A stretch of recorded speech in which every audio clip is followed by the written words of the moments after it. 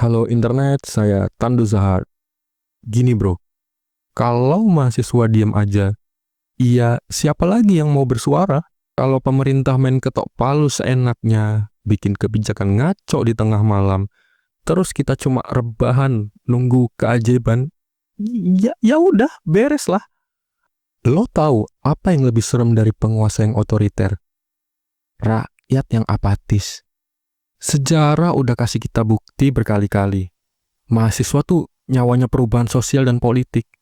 Mereka bukan sekedar anak kampus yang sibuk ngejar IPK atau ngerjain tugas, tapi mereka jadi mata, telinga, bahkan mulut rakyat kecil yang suaranya sering di-skip sama penguasa.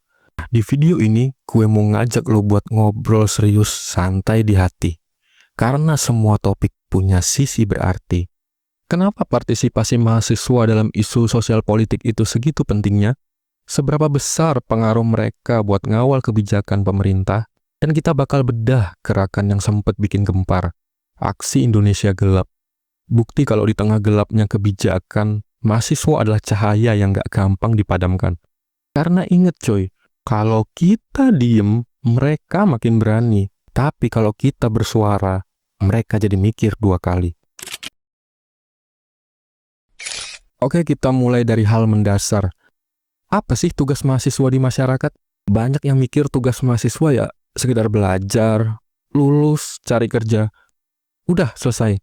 Pola pikir kayak gini yang bikin ruang publik kita itu makin sepi dari suara kritis. Padahal mahasiswa itu punya peran besar sebagai penjaga keseimbangan antara rakyat sama penguasa. Lo sadar nggak dari dulu, setiap ada perubahan besar di negeri ini, pasti ada campur tangan mahasiswa. Nih, gue kasih contoh, biar lu ingat sedikit. Tahun 1966, mahasiswa lewat Kesatuan Aksi Mahasiswa Indonesia, atau KAMI singkatannya ya, teriak bawa Tritura, 3 tuntutan rakyat, bubarin PKI, turunin harga kebutuhan pokok, dan rombak kabinet. Gara-gara gerakan ini, Soekarno tumbang, Orde Lama selesai. Tahun 1998, mahasiswa dari berbagai daerah turun ke jalan untuk reformasi. Mereka nggak cuma pengen Soeharto lengser, tapi minta perubahan nyata. Adili pejabat korup, wujudkan demokrasi yang beneran, dan hapus sistem KKN. Hasilnya, Soeharto yang 32 tahun bercokol di kursi kekuasaan akhirnya mundur. Lo pikir mereka gerak itu cuma buat seru-seruan? Enggak bro, mereka gerak karena paham kalau diem aja, yang rugi bukan cuma mereka, tapi kita semua. Bung Hatta pernah bilang, mahasiswa yang hidup hanya untuk dirinya sendiri bukanlah mahasiswa yang sebenar-benarnya. Jadi kalau lo mikir urusan politik bukan masalah lo, coba pikir ulang. Karena suka nggak suka, kebijakan yang diambil hari ini bakal ngefek ke hidup lo nanti.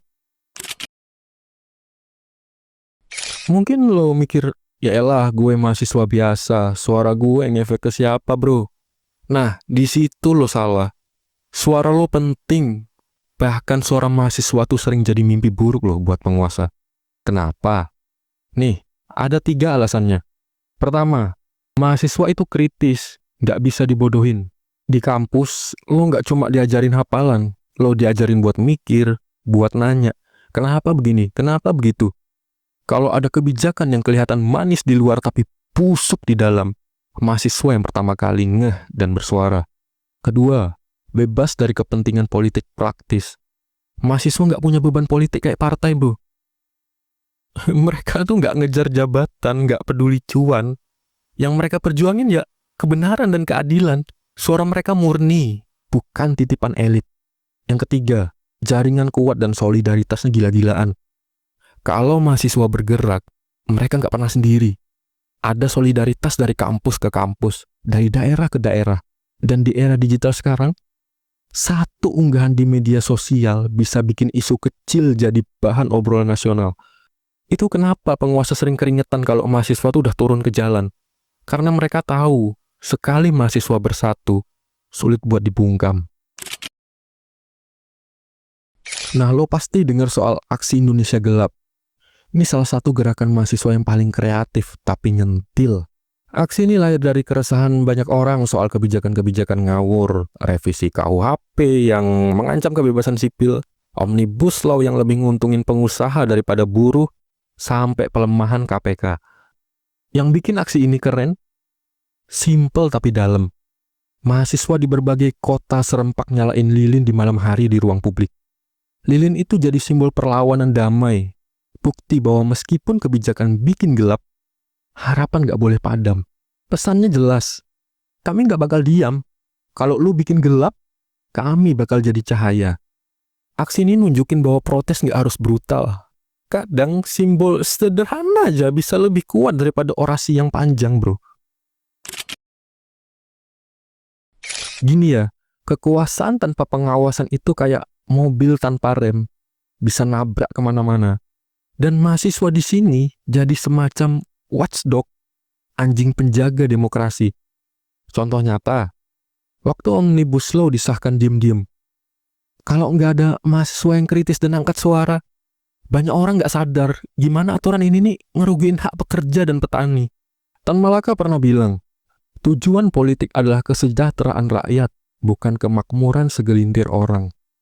Jadi kalau mahasiswa diem, siapa lagi yang bakal ngingetin penguasa, bro? Biar nggak kebablasan. Nggak semua orang nyaman turun ke jalan, dan itu nggak masalah. Tapi ada banyak cara buat ikut gerak. Ikut kajian kritis di kampus, bikin konten edukasi di medsos, nulis opini di platform digital, dan yang paling penting, jangan gampang percaya, selalu bertanya.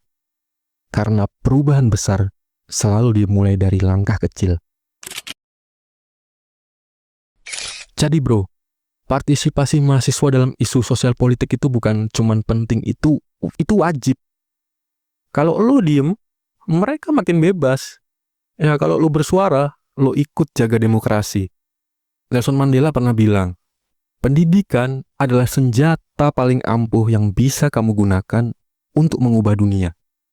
Dan lo, sebagai mahasiswa, punya senjata itu di tangan lo. Sekarang tinggal pilih, mau jadi penonton sejarah atau jadi penggeraknya. Tulis pendapat lo di kolom komentar. Jangan lupa like, share, dan subscribe. Ya bantulah channel baru ini ya, biar suara kita makin kenceng. Karena kalau bukan kita, siapa lagi bro? Gue tunggu di barisan bro. Peace and stay critical.